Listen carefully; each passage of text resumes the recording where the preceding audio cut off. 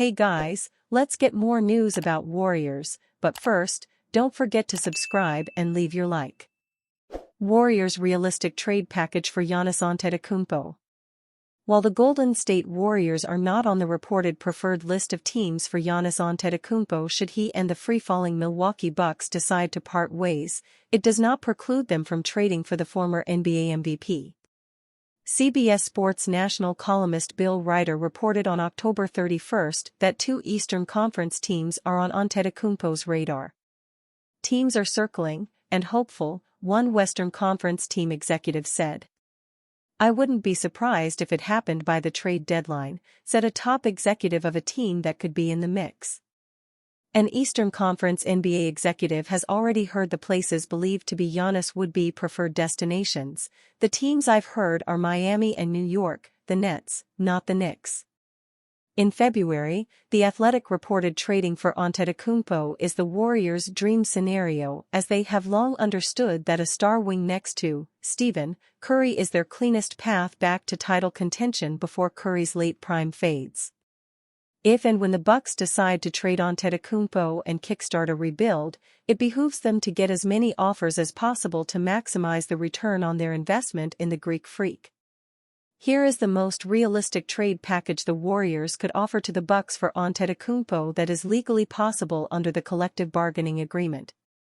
Golden State Warriors receive Giannis Antetokounmpo. Milwaukee Bucks receive Andrew Wiggins, Jonathan Kuminga, DeAnthony Melton, Lindy Waters 3, 2026, 2027 unprotected first-round picks and 2030, pick 1 to 19. It should be noted Melton can only be traded beginning December 15. The Warriors could only offer a maximum of 3 first-round picks since they owe the Washington Wizards a 2030 top 20 protected first-round pick in the Chris Paul-Jordan Poole trade. So the Warriors cannot offer their 2025, 2027, 2029, and 2031 since they are not allowed to trade first-rounders in back-to-back drafts, 2030 and 2031, under the Ted Stepien rule. What they could do is trade the other half of their 2030 pick, from 1 to 19, meaning the Bucks would get the Warriors' pick if it falls below the 20th pick. Otherwise, it will convey to the Wizards. Mike Dunleavy Jr. and the Warriors front office will need to get creative if they want to bid for Antetokounmpo against teams with rich draft capital. The Warriors have the advantage over the Heat in terms of draft capital. As it stands, the Heat only have one first-round pick available, 2030 or 2031, after they traded away a protected 2027 first-round pick to Charlotte to acquire Terry Rozier. The Heat have young prospects, but the Warriors have Kuminga, a promising forward who is driven to become a star and craving for the opportunity.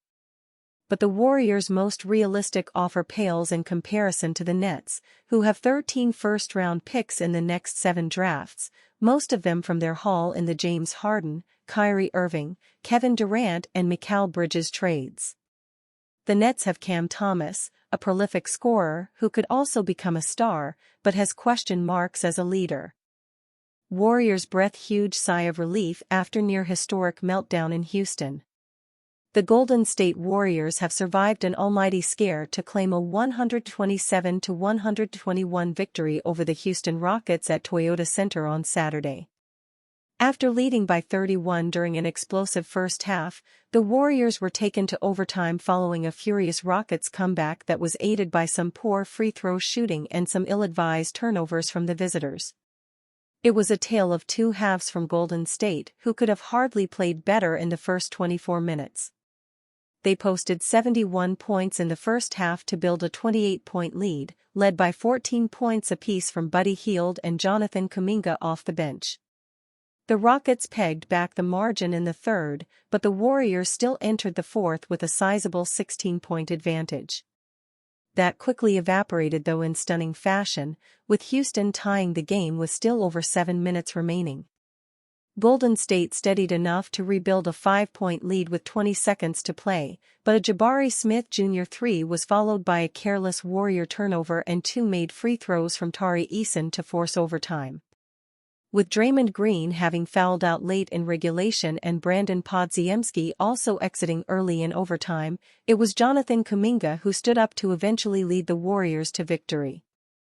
Kuminga had 6 of Golden State's 8 points in the overtime period, while there was a lid on the Houston end as they were limited to just 2 points in the 5-minute span. The Warriors thus escaped with an extraordinary victory, having staved off history in what would have been the biggest margin any team had come back from against the franchise in their regular season history. Still playing without Stephen Curry and DeAnthony Melton, the 6-point victory is nonetheless an impressive one for Golden State regardless of the incredible roller coaster. Their level in the first half was exceptional given Curry's absence, and their maturity to hold on in the face of a Houston barrage showed maturity they may not have shown in a similar situation last season. Hield finished with an equal game-high 27 points on 9 of 14 shooting including 6 of 10 from three-point range, while also adding 7 rebounds and 2 assists in 32 minutes of action. Kuminga had an efficient 23 points and 6 rebounds on 7 of 12 shooting, having also finished the game as a team-high plus 18. Green had a double-double with 14 points, 11 rebounds, and 3 assists before fouling out, while the returning Andrew Wiggins had 15 points and was aggressive in his 31 minutes. Podziemski was the other Warrior in double-figure scoring with 12, which included some important buckets in the fourth quarter. Despite shooting an efficient 51.3% from the floor and 46.9% from three-point range, Golden State kept Houston in the game with 18 missed free throws, 32 of 50 overall. The Rockets were limited to just 41.1% from the floor and 33.3% from beyond the arc, while they benefited from 9 more offensive rebounds.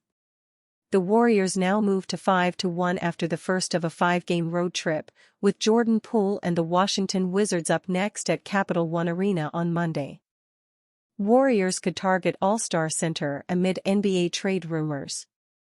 The Golden State Warriors, after losing Klay Thompson to the Dallas Mavericks in free agency, have been included in their fair share of trade rumors. Despite jumping out to a 5-1 record, largely without Stephen Curry, the Warriors have been linked to superstars like Jimmy Butler by using Jonathan Kuminga as a trade chip. However, the Warriors can match any offer Kuminga receives next summer in restricted free agency, making the path to him staying in Golden State pretty clear. Should the Warriors decide to hold on to their emerging superstar, they could still add a high-level talent. The Chicago Bulls, currently sitting at 3-3 and 5th in the Eastern Conference, have no delusions of grandeur. They will not be in the finals hunt down the stretch, and if they manage to make the postseason are all but guaranteed to lose in the first round. With a loaded 2025 draft class, headlined by Cooper Flagg, on the horizon, the Bulls might miss out entirely on a first-round pick. They owe their selection to the San Antonio Spurs, although it is protected in the top 10. To ensure maximum value in a draft with plenty of solid options, the Bulls might start shipping away veteran pieces and kickstart a full-blown rebuild around Matisse Buzelis and whoever they select in the summer. Through 6 games, center Nikola Vucevic is off to an excellent start. The two-time All-Star is averaging 21.5 points and 11 rebounds while shooting 55.2% from the floor and 50% from three-point range. The Warriors, outside of Kevin Looney, do not have a center on the roster and have relied on Tracy Jackson-Davis and Draymond Green to fill that void.